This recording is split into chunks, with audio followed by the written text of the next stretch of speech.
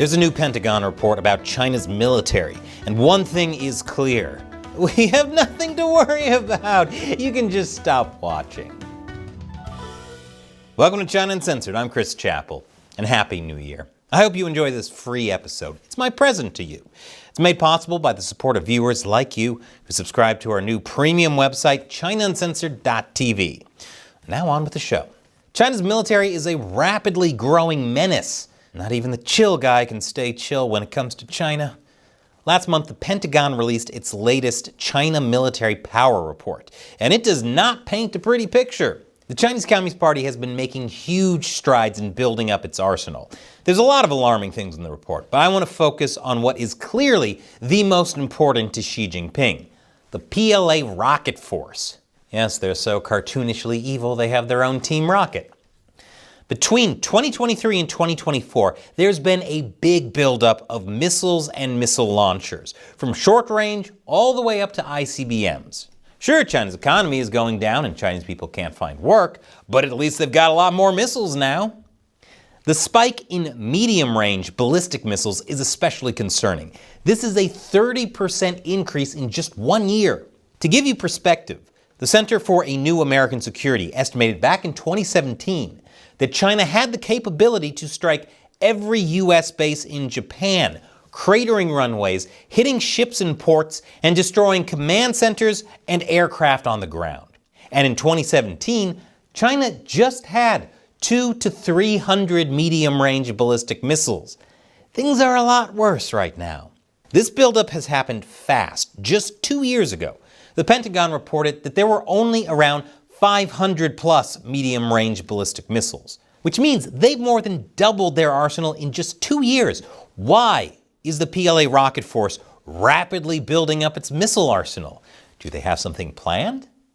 Well, let me throw this on top of that. The PLA rocket force also oversees China's nuclear arsenal, and they've been building that up too. By mid-2024, China already had more than 600 operational nuclear warheads. Last year, it was 500. While the U.S. tries to reduce its nuclear arsenal, China built 100 in a year. At this rate, China will likely have more than 1,000 operational warheads by 2030, most of which will be fielded on systems capable of striking the U.S. mainland. Remember, we're only about 5 years away from 2030. Feeling old yet? Actually, this news makes me feel less old and more I'm too young to die. Now, this is assuming the rate stays constant. It'll actually probably be more, because the CCP is also ramping up its ability to make nuclear weapons. The Pentagon report notes that China has probably completed constructing one of its 2 fast breeder nuclear reactors to produce plutonium for nuclear weapons. But guess what?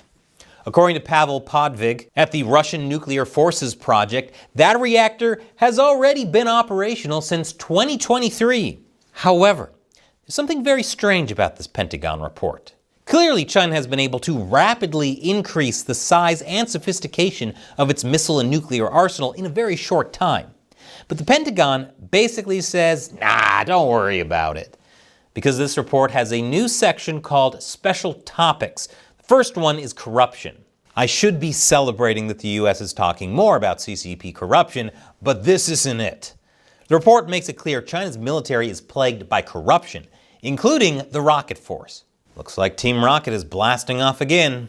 The report also talks about how the Chinese defense industry lacks competition and has little incentive to improve efficiency or reduce costs. The report also mentions how the PLA's dependence on foreign technologies and components likely increases long-term production costs.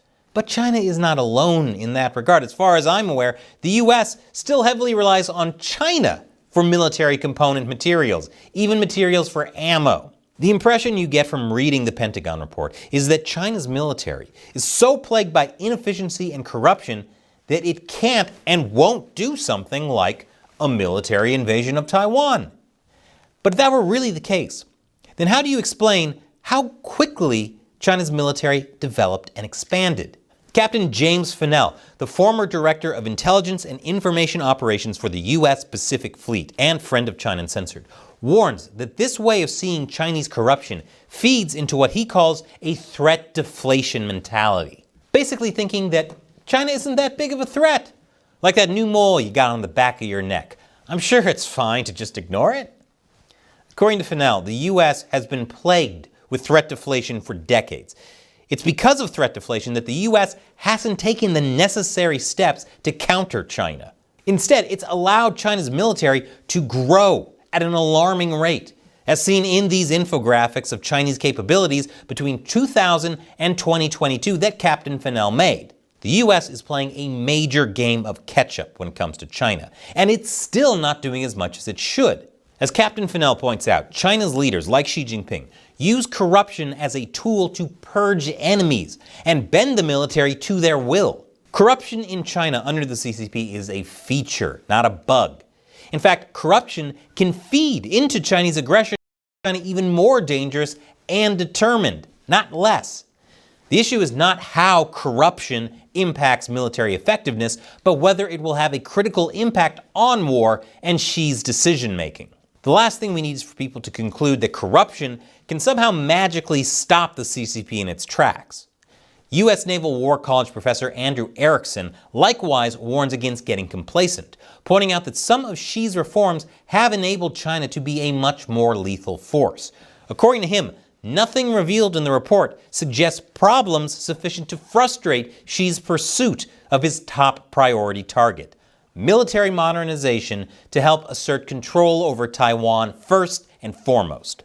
China is in the midst of the most drastic military buildup we've seen since World War II. It's about time the U.S. and like-minded countries react accordingly and stop acting like the chill guy. This free episode would not have been possible without support from fans like you who want to help us keep China uncensored.